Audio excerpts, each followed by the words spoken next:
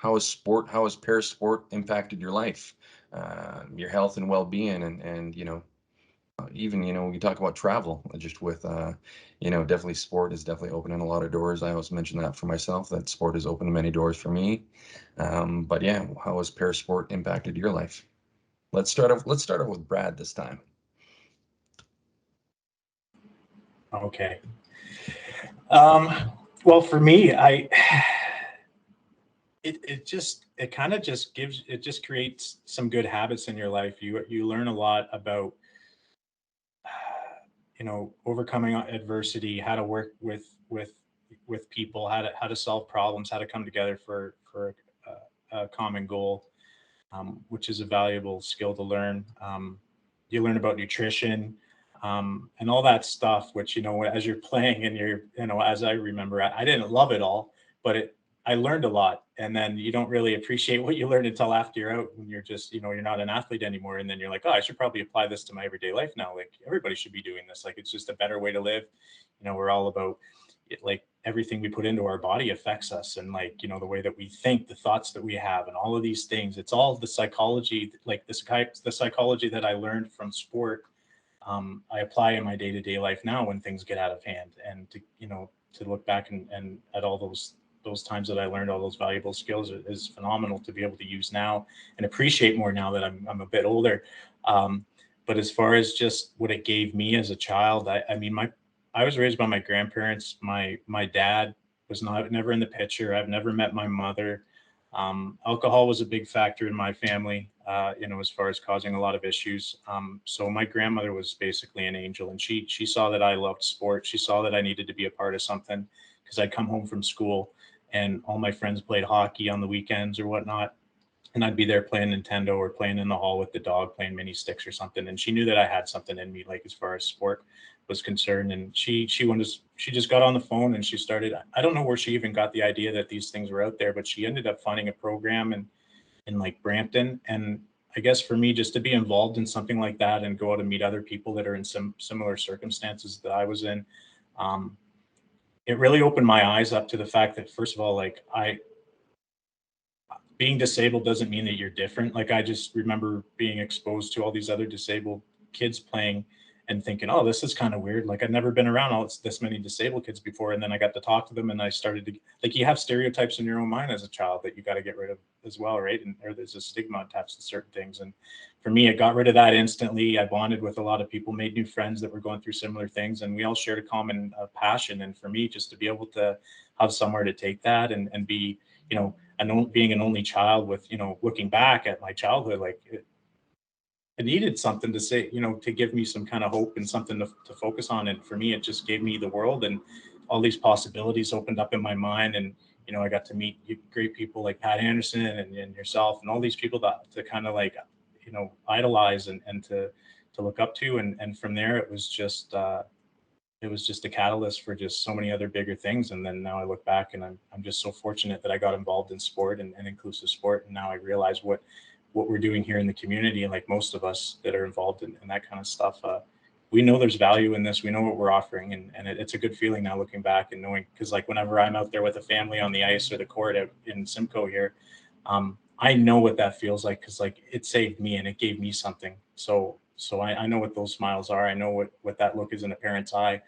And it's a pretty good feeling to be able to look back and know that my grandmother knew that I needed something like that. And now I can kind of give back. So for me, it just gave me something to kind of dream toward and to focus on, and kept me out of trouble and all these things. So it was just really great for me to get into, and it offered me a lot.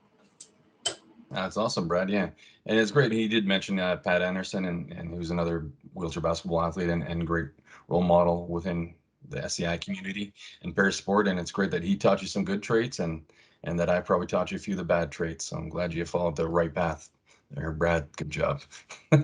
Well, like I always say to the younger kids, I'm happy that I could be the person you needed me to be, but I'm sorry that I'm not the guy that you thought I was. So it's okay as long as you're inspiring kids. We all grow up. So, all right. Yeah, still get out there and participate. Enjoy it. How about you, Peggy?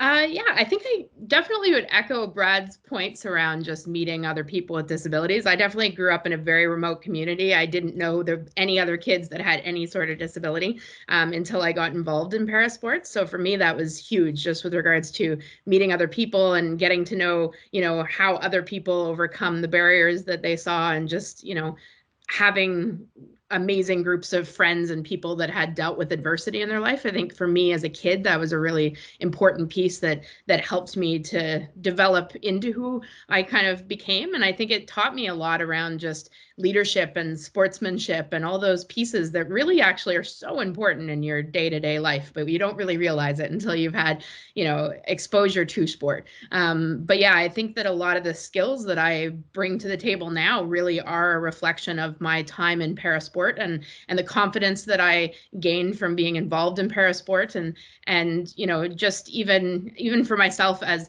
often when I was younger, definitely one of the only women that was playing on most of the teams that I was playing on, just to have exposure and become very comfortable and confident in playing sports in a male sporting environment was something that I think, has definitely played into who I am now, and my comfort in just rocking up and playing wheelchair basketball with a bunch of new people, or trying wheelchair floorball, which I've played a little bit with Vera before, but just feeling comfortable and confident in new situations and feeling socially, like I can blend into any situation, I think all came from my exposure to parasport. And just to echo kind of what Brad was saying, also just how much that's influenced who I became, I really want to put the work into giving back, and giving back to athletes, giving back to young kids, giving back to people with new injuries, and helping them to find sport and hopefully find some of the things that I found so valuable about it. I think another piece for me is, as a researcher, I've been really involved in spinal cord injury research. And just coming from a background, from a spinal cord injury community background, where I have a unique perspective on, the struggles of people with spinal cord injury, and being able to work to educate researchers about the priorities of the spinal cord injury community became really something that I think is really, really important, and something that I value, and something that I bring to the table. So the fact that I can kind of approach spinal cord injury research, both by having a spinal cord injury and knowing a lot of people who have spinal cord injuries, but also, helping researchers who maybe have never thought about spinal cord injury and the way that it affects people, and they've only looked at cells under a microscope, to help kind of bridge those two communities, I think has been something that was really important for me in my more academic sort of life. So I think those are kind of the pieces that are really important for me. I guess the only other thing that I would tag in is just wanting to, it's International Women's Day. I get to talk about women's stuff a lot. It's fine. But just wanting to help to create a world where women who are excited about para ice hockey actually have a pathway to the Paralympics. That feels really important for me.